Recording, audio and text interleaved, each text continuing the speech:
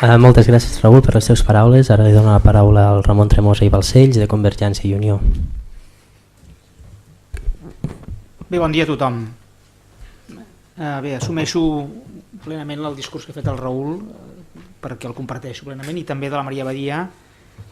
La Maria Badia també m'ha agradat molt tot el que ha dit, només amb un punt, potser, amb això que ha dit, que potser caldrà revisar les llengües d'ús i de treball al Parlament Europeu, però bé, ja hi tindrem temps de parlar-ne si tots som a Brussel·les a partir del 7 de juny.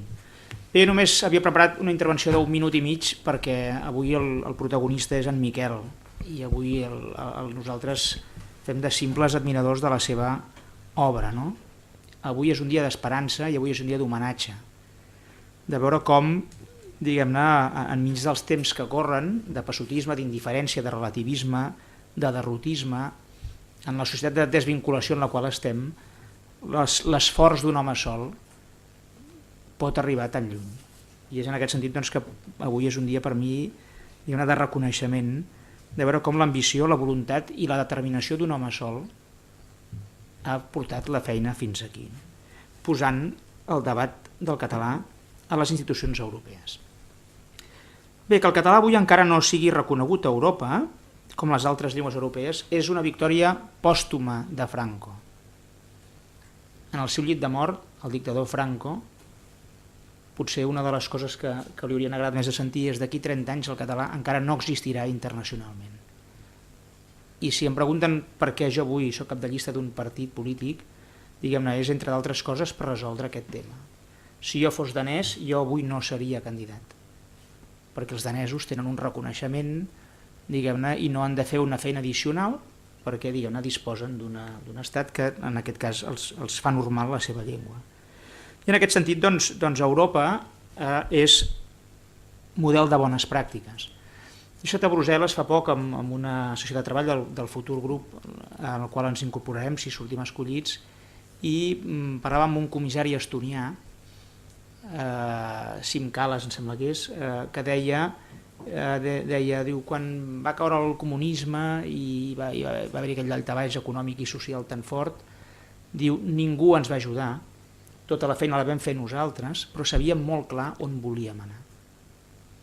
Sabíem que havíem de saltar una paret molt alta, però sabíem que darrere de la paret molt alta hi havia una Europa de llibertat, una Europa de progrés i benestar, de reconeixement. I en aquest sentit, doncs, diguem-ne, Europa és model de bones pràctiques en l'àmbit lingüístic.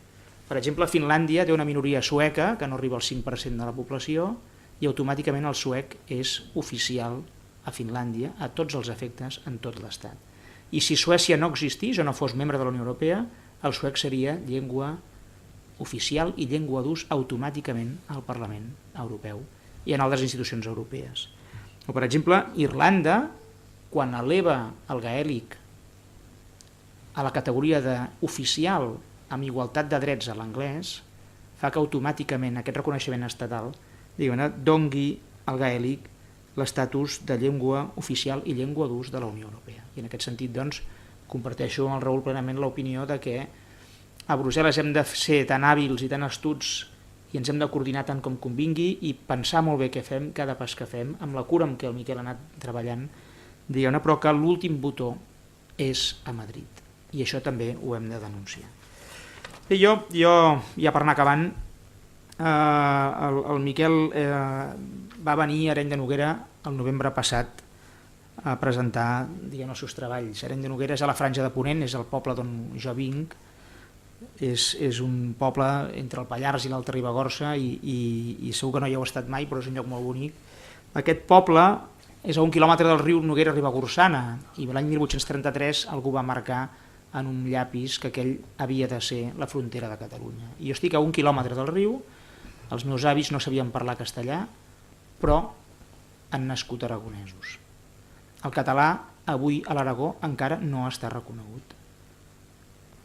I si jo soc avui cap de llista d'un partit és per explicar això, amb serenor però amb contundència. Un escrit al meu ajuntament no és acceptat, un rètol en una botiga no és acceptat.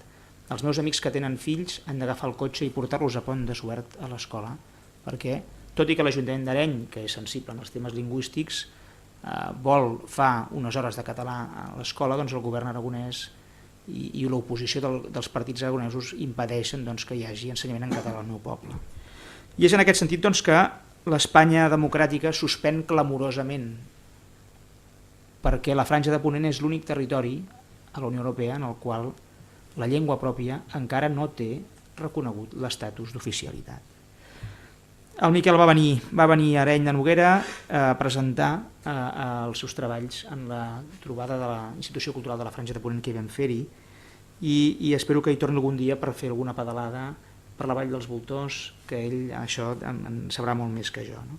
Gràcies, Miquel, pel teu exemple. Avui és un dia de joia i d'esperança, i jo, si surto escollit, em comprometo a treballar conjuntament amb els altres eurodiputats catalans amb discreció i eficàcia per fer avançar la nostra llengua en el camí de la normalitat.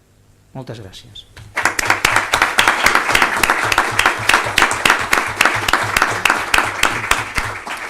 Moltes gràcies, Ramon, i per acabar, el Jordi Porta i Ribalta, president d'Òmnium Cultural.